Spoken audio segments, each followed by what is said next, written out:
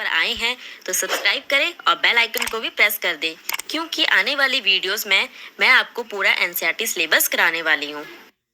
तो आज की इस वीडियो में मैं आपके लिए लेकर आई हूँ क्लास 6 की book a pact with the sun का second chapter the friendly mongoose को।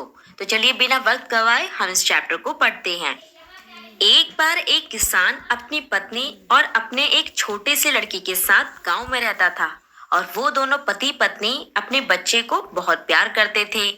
एक दिन किसान अपनी पत्नी से कहता है कि हमारे पास एक पेट होना चाहिए, यानी कि पालतू जानवर होना चाहिए, और जब हमारा बेटा बड़ा होगा तो तब उसको एक साथी की जरूरत होगी, और ये जो पेट होगा वो हमारे बेटे का साथी बनेगा। उसकी पत्नी को उसका ये आइडिया बहुत पसंद आता है।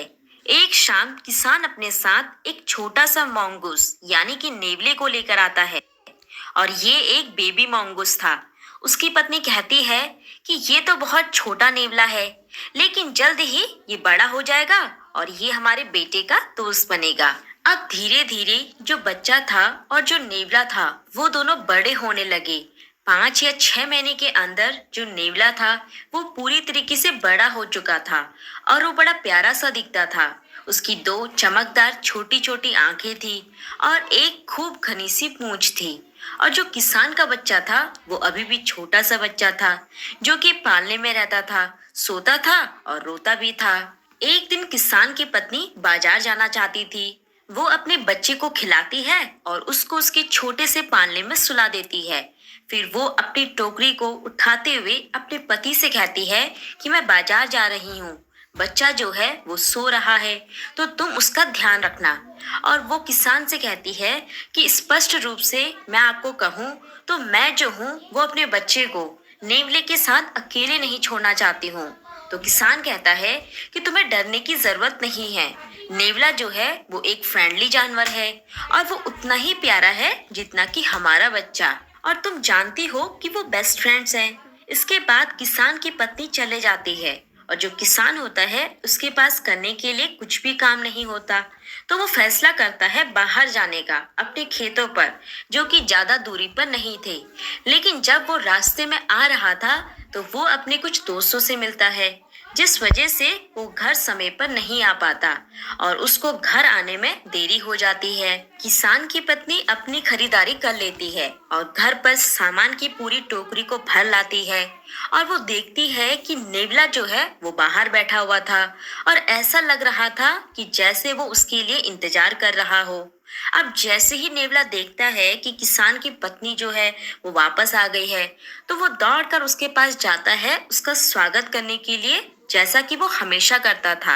अब जैसे ही किसान की पत्नी नेवले को देखती है तो वो जोर से चिल्लाती है कि खून, और वो देखती है कि नेवले का जो मुंह है और जो पंजे हैं वो पूरी तरह से खून से भरे हुए थे। और फिर वो पागलों की तरह चिल्लाकर कहती है कि तुम बुरे जानवर हो, तुमने मेरे बच्चे को मार दिया। फिर वो गुस्से में पूरी तरह से पागल हो जाती है और अपनी पूरी ताकत के साथ वो उस सामान से भरी हुई जो टोकरी होती है वो खून से भरे हुए नेवले के ऊपर फेंक देती है और भागकर अंदर चली जाती है बच्चे के पालने के पास, और देखती है कि बच्चा जो था वो अभी भी सो रहा था, लेकिन फर्श पर एक काला सांप फटा हुआ पड़ा था जिसमें से खून बह रहा था। फिर जल्दी ही उसे ये एहसास होता है कि क्या हुआ होगा। फिर वो जो है नेवले को देखने के लिए बाहर दौड़ती है और नेवले को छूते हुए चिल्लाकर कहती है कि तुमने मेरे बच्चे की जिंदगी बचाई और तुमने उस सांप को मार डाला, पर मैंने क्या कर डाला। अब वो जो है सुबक सुबक कर रोते हुए ये बातें कह रही थी, लेकिन जो नेवला था वो इन सब बातों से अनजान था, क्योंकि वो तो मर चुका था। तो अब जो किसान की पत्नी थी जिसने जल्दबाजी में ये सब किया था, वो नेवले की तरफ टकटकी लगाकर देख रही थी। तभी वो अपने बच्चे की रोने की आवाज सुनती है, अपने आंसुओं को पोंछती है और अपने बच्चे को दूध पिलाने के लिए चली जाती है। तो इस कहानी से हमें क्या पता चलता है कि हमें कभी भी कोई भी काम जल्दबाजी में नहीं करना चाहिए। तो इसी के साथ ये स्टोरी समाप्त होती है। धन्यवाद।